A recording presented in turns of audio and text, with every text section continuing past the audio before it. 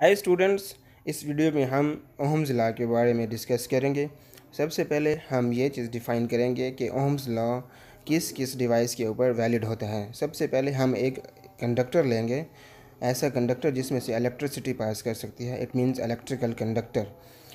उस कंडक्टर को हम बैटरी के साथ सीरीज़ में कनेक्ट करेंगे और एक हम स्विच भी लगा देंगे ताकि हमें आइडिया हो कि कब हम स्विच क्लोज़ करते हैं और कुछ कब स्विच ऑन करते हैं, तो हमें वोल्टेज या बैटरी या नंबर ऑफ़ चार्जेस जो स्टोर होते हैं या इसके अंदर से पास होते हैं, हम ये चीज़ देखेंगे।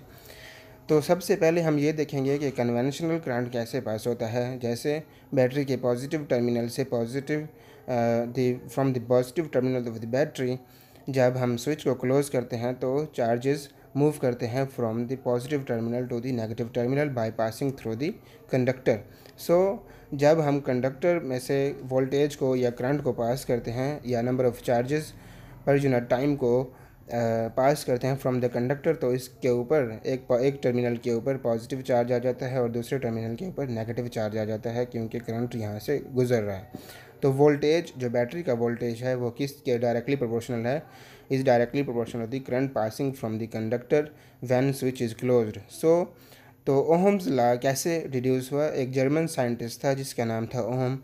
इसने ये लॉ डिड्यूस किया था जब वोल्टेज किसी भी कंडक्टर में से गुज़रता है या जब हम कोई बैटरी कंडक्टर के साथ सीरीज़ में लगाते हैं, तो वोल्टेज और करंट आपस में डायरेक्टली रिलेशन होते हैं। अगर हम डायरेक्टली प्रोपोर्शनल को ख़त्म करेंगे तो एक रेजिस्टेंस वैल्यू आएगी जो कि कांस्टेंट वैल्यू होती है, जो हर डिफरेंट मटेरियल के ऊपर या डिफरेंट मटेरियल पे या इलेक्ट्रॉनिक डिवाइस की डिफरेंट होती है, जो कि एक कांस्टेंट वैल्यू होती है जो टाइम के साथ चेंज नहीं होती। इसका मतलब है कि जो voltage is directly proportional to current, और जब हम रेजिस्टेंस की वैल्यू निकालते हैं वो रेशो ऑफ वोल्टेज और करंट होगी। ये रेजिस्टेंस किस चीज़ की रेजिस्टेंट है?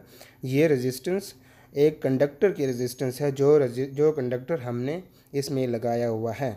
इफ़ हम वोल्टेज को बढ़ाते हैं और करंट कम हो जाएगा, या वोल्टेज को बढ़ाएंगे तो करंट भी बढ़ जाएगा, लेकिन रेजिस्टेंस सेम रहेगी। अगर हम करंट को बढ़ाएंगे तो वोल्टेज भी बढ़ेगा, अगर हम वोल्टेज को बढ़ाएंगे तो करंट भी बढ़ेगा, क्योंकि ये डायरेक्टली रिलेशन है। तो रेजिस्टेंस कांस्टेंट रहेगी। अगर हमसे कोई क्वेश्चन किया जाता है, if we have asked the question what will be the value of resistor if we increase the value of voltage, तो इसका मतलब है कि रेजिस्टेंस की वैल्यू बढ़ाने से करंट की वैल्यू बढ़ सकती है, बट वोल्टेज की वैल्यू बढ़ाने से करंट की वैल्यू बढ़ सकती है, बट रेजिस्टेंस की value it will remain same. तो हम एक ग्राफ को डिस्कस करते हैं। कुछ डिवाइसेस ऐसी होते हैं जो ओहमिक होते हैं, जो ओहमिक लॉ को प्रूव करती हैं, वैलिड होती हैं ओहमिक लॉ पे। It means voltage and current आपस में डायरेक्टली प्रोपोर्शनल शो करती हैं। It means as soon as the value of voltage increases the value of current also increases. तो ये जो एक लाइन है, straight line, gradually increasing line है, आर की वैल्यू है R is equal to V over I, ये शो करेगी कि हमारे पास जो एक करंट की वैल्यू है वो इंक्रीज़ होगी, तो वोल्टेज की वैल्यू भी इंक्रीज़ हुई है, या वोल्टेज की वजह से करंट की वैल्यू भी इंक्रीज़ हुई है, जो कि एक रजिस्टर है। इट मीन्स दैट सब पहले पॉइंट के ऊपर अगर हम देखें या दूसरे पॉइंट के ऊपर अगर वोल्टेज की वैल्यू देखें तो करंट की वैल्यू भी उसी रेशो से बढ़ रही है। सिमिलरली अगर हम तीसरे पॉइंट पे देखें और तीसरे पॉइंट पे वोल्टेज को और तीसरे पॉइंट पे करंट को देखें तो सेम रेशो से वैल्यूज़ बढ़ रही है। इसका मतलब है कि जैसे जैसे हम वोल्टेज और करंट की वैल्यू बढ़ाएंगे तो रजिस्टर की वैल्यू ऑलमोस्ट उसी रेशो से बढ़ेगी, बट डिफरेंट पॉइंट के ऊपर या डिफरेंट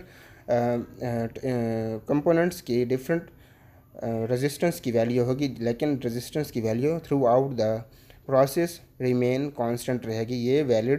ये formula R is equal to V over I always hold. So ये एक आइडियल केस है, और ये case only for ohmic devices के लिए है। Most of the real devices या इलेक्ट्रॉनिक डिवाइसेस या इलेक्ट्रिकल डिवाइसेस ओहमिक लॉ को प्रूव नहीं करती हैं, ओहमिक लॉ के ऊपर वैलिड नहीं होती हैं due to some losses in their system. That is why we cannot say that all the devices are already ideal or all the devices can hold the Ohm's law. तो real case में हमें एक चीज़ face करनी पड़ती है कि जब हम वोल्टेज की वैल्यू बढ़ाते हैं तो करंट की वैल्यू भी उसी रेशो से बढ़ती रहती है, लेकिन एक लिमिट ऐसी आती है जब हम देखते हैं कि वोल्टेज की वैल्यू बढ़ाने से करंट की वैल्यू रिड्यूस हो रही है, इसका मतलब है कि उस डिवाइस की या स्पेसिफिक डिवाइस की जो लिमिट है वो लिमिट इस वोल्टेज तक वैलिड है। That is why all the electrical appliances in household used that have some specific value, that have some specific limit. For example, all the devices जो हम अपने घरों में यूज़ करते हैं लाइक आयरन, तो उनकी एक स्पेसिफिक रेंज होती है. It can not be use more than 250 और 300 volts, but it can be used between 180 volt to 240 volts.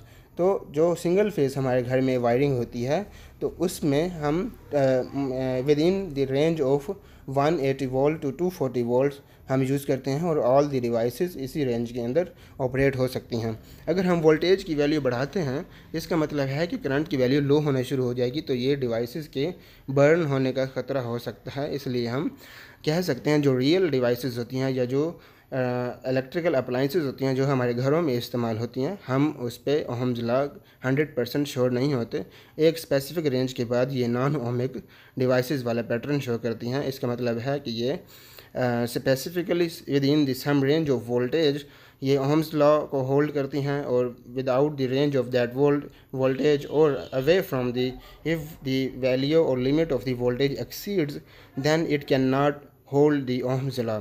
ये एक स्पेसिफिक केस होता है जिसमें हम कह सकते हैं कि एक थ्रेश होल्ड वैल्यू से बढ़ के वोल्टेज की तो वो इलेक्ट्रॉनिक डिवाइस ओहम्स लॉ को होल्ड नहीं करती. Up till now we have finished the ohm law. Thank you so much.